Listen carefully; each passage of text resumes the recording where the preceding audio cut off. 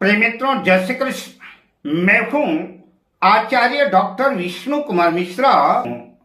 आपका बहुत बहुत अभिनंदन करता हूं। आज हम इस वीडियो पर आपसे चर्चा करेंगे, नौकरी प्राइवेट हो या सरकारी, जन्म पत्रिका के आधार पर, ज्योतिषीय आधार पर इसका निर्धारण कैसे करें, किस वर्ष में किस समय पर नौकरी लगेगी। मैं उदाहरण कुंडली के साथ आपसे इस विषय वस्तु पर चर्चा करूंगा। पर मैं विषय क्रम में आगे बढ़ूं उससे पहले आपसे आग्रह, अगर आपने अभी तक हमारे इस चैनल को सब्सक्राइब नहीं किया है तो प्लीज चैनल को सब्सक्राइब करें, साथ ही नोटिफिकेशन बेल को भी प्रेस कर लें। अगर आप अपनी या अपनों की जन्म कुंडली का बृहद प्रेडिक्शन कराना चाहते हैं, विश्लेषण कराना चाहते हैं, या कि हमसे किसी भी किस्म का ज्योतिषीय परामर्श प्राप्त करना चाहते हैं, तो आप स्क्रीन पर फ्लैश हो रहे नंबरों पर हमसे संपर्क कर सकते हैं। हम उदाहरण कुंडली के साथ सरकारी नौकरी कब लगेगी, इस पर मैं महर्षि पराशर के विंशोत्तरी दशा को आधार बना करके और गोचर का आधार बना करके मैं इस वीडियो पर आपसे चर्चा करूंगा। तो सबसे पहले यह देखना पड़ेगा कि जातक के नौकरी के योग है कि नहीं, सरकारी नौकरी कब लगेगी। तो आपको यह देखना होगा कि आपके जन्म पत्रिका के दशम भाव पर कौन सा अंक लिखा हुआ है, कौन सी राशि बनी हुई है, दशम भाव पर कौन से ग्रह स्थित हैं। तो मैंने जो यह उदाहरण कुंडली आपके सामने रखा है, यह मेष लग्न की जन्म पत्रिका है और दशम भाव पर 10 नंबर लिखा हुआ है, मकर राशि बनी हुई है। आपकी जन्म कुंडली में, आपकी जन्म पत्रिका में हो सकता है कि इस दशम भाव पर 10 अंक ना लिखा हो, 1 भी लिखा हो सकता है, 2 भी लिखा हो सकता है, 1 से लेकर के 12 अंक के बीच में कोई ना कोई अंक लिखा होगा।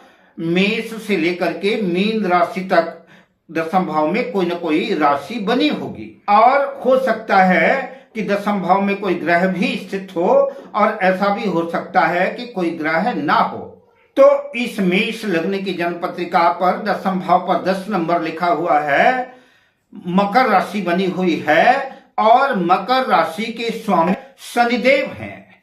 तो आपको देखना है कि आप जिस पत्रिका का अन्वेषण कर रहे हैं, जिस पत्रिका का विश्लेषण कर रहे हैं, उसके दशम भाव पर कौन सी राशि बनी है और उसका स्वामी कौन है। जिन लोगों को ज्योतिष का ज्ञान है उनके लिए तो कोई बात नहीं है, लेकिन जो लोग बिल्कुल पहली बार ज्योतिष का वीडियो देख रहे हैं, या कि ज्योतिष का वैश्विक ज्ञान नहीं है जिन लोगों को, वो कैसे पता करें कि हमारी जन्म पत्रिका के दशम भाव में कौन सी राशि बनी है और उसका स्वामी ग्रह कौन है। तो आपके सामान्य जानकारी के लिए मैं आपको बताता चलूं इस चार्ट के माध्यम से, अगर आपके जन्म पत्रिका में दशम भाव पर या कि जन्म कुंडली के 12 भाव में कहीं पर अगर ये अंक लिखे हैं, मैं जिन अंकों की बात कर रहा हूं, तो ये समझ के चलना कि ये राशियां होंगी और इनके स्वामी ग्रह ये होंगे। तो अगर आपकी जन्म पत्रिका के दशम भाव पर या किसी भाव पर 1 नंबर लिखा है, यानी मेष राशि बनी है, 8 नंबर लिखा है यानी वृश्चिक राशि बनी है। 1 नंबर और 8 नंबर मेष राशि और वृश्चिक राशि के जो स्वामी हैं वो मंगल हैं। अगर आपके जन्म पत्रिका के किसी भाव पर, दशम भाव पर 2 नंबर लिखा है या कि 7 नंबर लिखा है, 2 नंबर का मतलब वृषभ राशि और 7 नंबर का मतलब कि तुला राशि। आपके दशम भाव पर 2 नंबर लिखा है तो वृषभ राशि बनी है, और 7 नंबर लिखा है तो तुला राशि बनी है। तो 2 नंबर और 7 नंबर के स्वामी शुक्र हैं। आपकी जन्म पत्रिका के दशम भाव पर 3 नंबर लिखा है, मिथुन राशि बनी है, या कि 6 नंबर लिखा है तो कन्या राशि बनी है। 3 नंबर और 6 नंबर के स्वामी बुध देव हैं।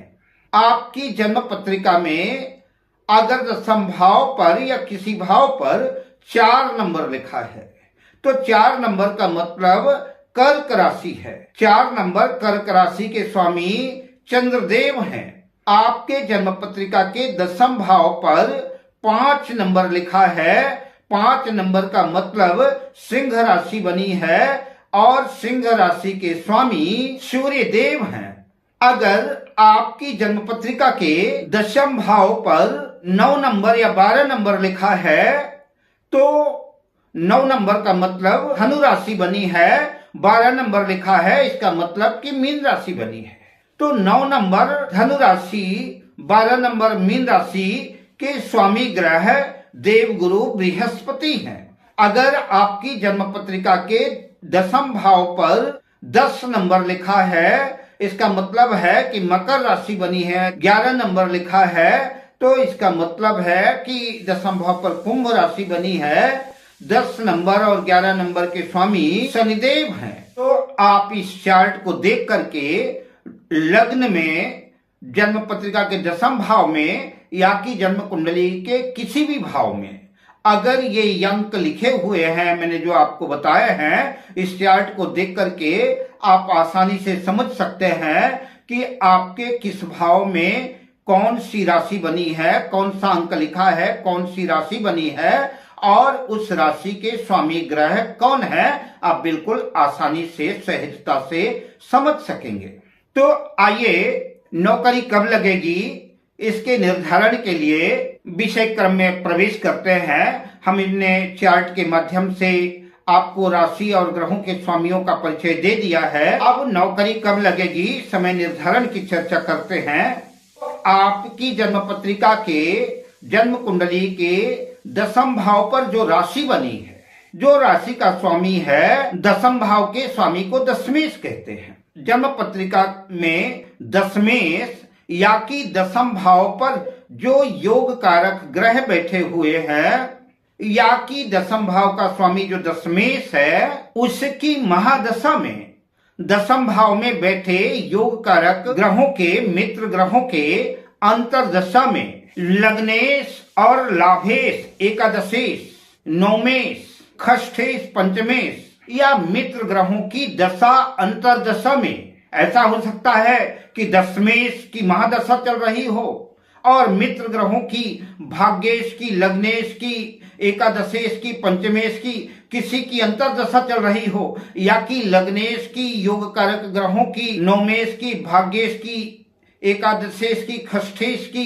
किसी ग्रह की महादशा चल रही हो और दशमेश की अंतरदशा चल रही हो। तो जो ग्रह अधिक शक्तिशाली होंगे, अधिक बलवान होंगे, उनकी दशा अंतरदशाओं में नौकरी लगने की प्रबल संभावना बनेगी। दशमेश की दशा और दशमेश की अंतरदशा में भी नौकरी लगने की प्रबल संभावना बनती है। तो मैंने जो यह उदाहरण कुंडली आपके सामने रखी, मेष लग्न की जन्म पत्रिका है, दशम भाव पर 10 नंबर लिखा है, मकर राशि बनी है और दशम भाव के स्वामी जो है शनिदेव हैं, जो कि एकादश लाभ भाव पर कुंभ राशि पर अपनी मूल त्रिकोण राशि में स्थित है। आपकी जन्म पत्रिका में हो सकता है कि दशम भाव का में कोई और अंक लिखा हो, दशम भाव का स्वामी शनिदेव के अलावा कोई और भी हो।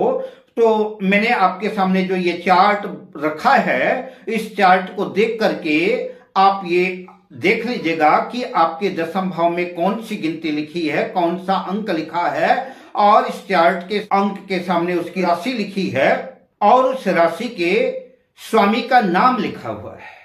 तो इसके माध्यम से आप जान जाएंगे कि आपके दशम भाव पर कौन सी राशि बनी है और आपके दशम भाव का स्वामी कौन है, दशमेश कौन है। इस जन्म पत्रिका में, उदाहरण कुंडली में दशम भाव पर 10 नंबर लिखा है।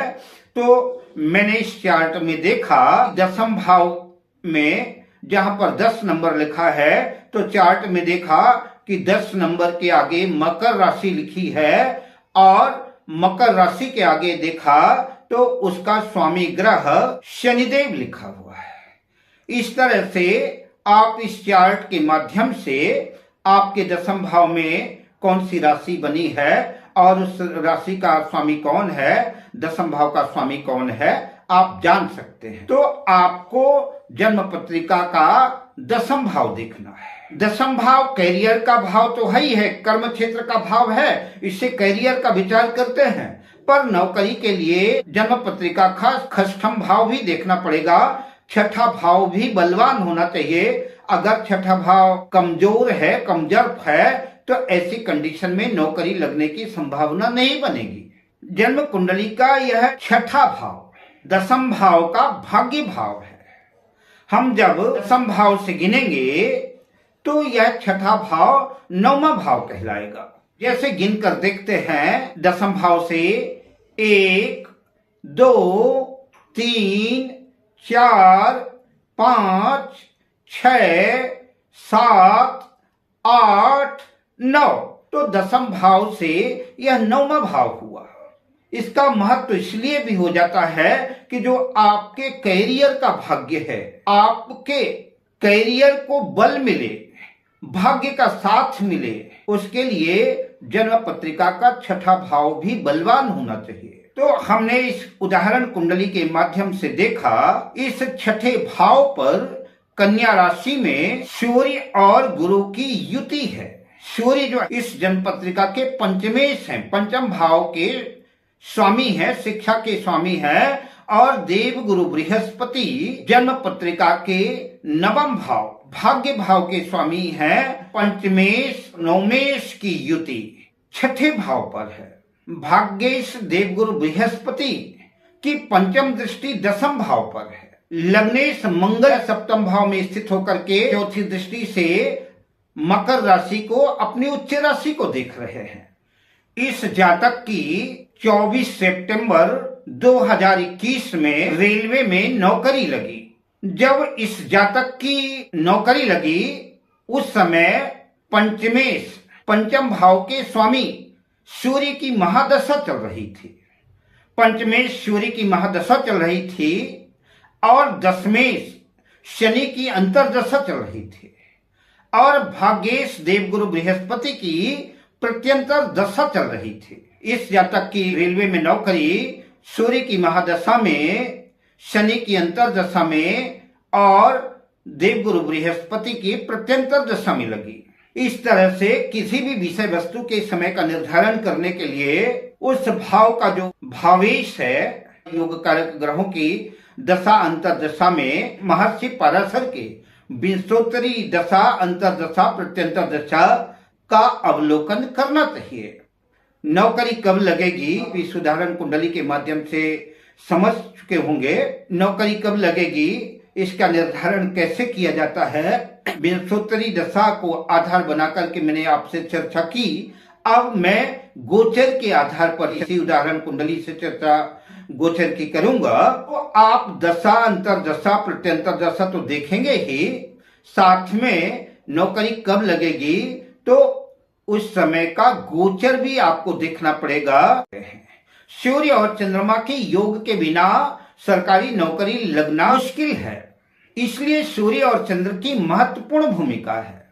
तो सूर्य और चंद्र जिस राशि में स्थित हैं, तो गोचर करते हुए देवगुरु बृहस्पति जब सूर्य या चंद्र के ऊपर से संचरण कर रहे हों, देवगुरु बृहस्पति का भी गोचर जो है उसी राशि में हो जिसमें सूर्य और चंद्र स्थित हों, तो उस समय जातक की नौकरी लगने की संभावना बनेगी। या कि देवगुरु बृहस्पति कुंडली में स्वयं जहां पर जिस भाव में, जिस राशि में स्थित हो, तो देवगुरु गोचर करते हुए, संचरण करते हुए, विचरण करते हुए जब उसी भाव पर आ जाए, तो उस वक्त भी जो है नौकरी लगने की संभावना बनती है। और प्रबल संभावना तब बनती है कि गुरु उस भाव में जितने अंश के हों, उतने ही अंश के गोचर में भी जब आ जाएंगे तो नौकरी लगने की संभावना बनेगी। यह नौकरी लगने का सर्वोत्तम समय है। गुरु के एक और गोचर को समझते चलिए। नौकरी का विचार करते हुए जातक के कुंडली के योग कारक ग्रहों की दशा अंतर्दशा भी चल रही हो और देवगुरु बृहस्पति गोचर करते हुए, विचरण करते हुए जन्म पत्रिका के 10वें भाव में जो राशि बनी हुई है, उस राशि में अगर देवगुरु बृहस्पति गोचर करते हुए आ जाते हैं तो वह समय भी जातक के नौकरी लगने के लिए सर्वोत्तम समय माना जाएगा। मैंने यह जो आपके सामने उदाहरण कुंडली रखी, इस जातक की 24 सितंबर 2021 को रेलवे में नौकरी लगी। इस जातक का जन्म 2 अक्टूबर 1993 को रात्रि 8 बजे मध्य प्रदेश के सीधी जिले में हुआ, जो कि मेष लग्न की लग्न कुंडली है और यह है दूसरी कुंडली, गोचर कुंडली है। जब इस जातक की रेलवे में नौकरी लगी, इस कुंडली में आप देख रहे हैं कि भाग्येश गुरु, मेष लग्न की पत्रिका में 9वें भाव पर धनु राशि आती है, तो मेष लग्न की जन्म पत्रिका में गुरु भाग्येश होते हैं। यह संयोग की बात है कि इस पत्रिका में गुरु भाग्येश भी हैं। बहरहाल मैं बात गुरु की कर रहा हूँ। गुरु किसी भी भाव के स्वामी हो, गोचर करते वक्त जब पत्रिका के 10वें भाव पर जो राशि बनी है, उस राशि में जब गोचर करते हुए आ जाए तो जातक के नौकरी लगने की संभावना बनेगी।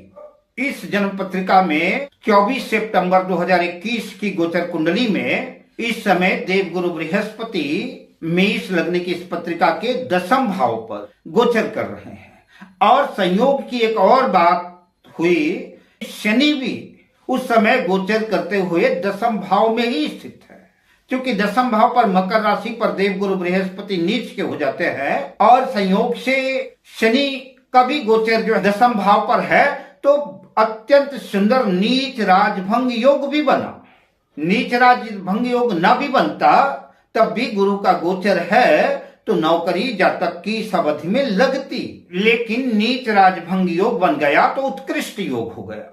दूसरा सूत्र, जन्म पत्रिका के 10वें भाव का स्वामी दशमेश गोचर करता हुआ जब जन्म पत्रिका के 10वें भाव में ही आ जाए तब भी नौकरी लगने की संभावना बनती है। आप इस जन्म पत्रिका में गोचर कुंडली में देख रहे हैं कि शनिदेव भी गोचर करते हुए मकर राशि में ही स्थित हैं, 10वें भाव में ही स्थित है। अब अगले सूत्र की चर्चा करते हैं। अगला सूत्र शनि के गोचर को लेकर के है। शनि गोचर करता हुआ अपने मित्र ग्रह से नव पंचम का जब योग बनाए, शनि के मित्र कौन है? तो शनि के मित्र हैं शुक्र, शनि के मित्र हैं बुध, शनि के मित्र है राहु। तो शनि गोचर करता हुआ जब शुक्र से, बुध से या राहु से नव पंचम योग बनाए, उस कालखंड में भी नौकरी के योग बनेंगे, उस वक्त भी नौकरी लग सकती है। इस गोचर कुंडली में आप देख रहे हैं कि शनि का गोचर वर्तमान समय में 10वें भाव में मकर राशि में है और राहु का गोचर वृषभ राशि में जन्म पत्रिका के 2 भाव में। शनि जहां पर गोचर करता हुआ स्थित है वहां से गिने अगर, तो शनि से राहु तक गिनते हैं तो 1, 2, 3, 4, 5 10वें भाव से या दूसरा भाव पंचम भाव हुआ। शनि से राहु पंचम भाव में स्थित है।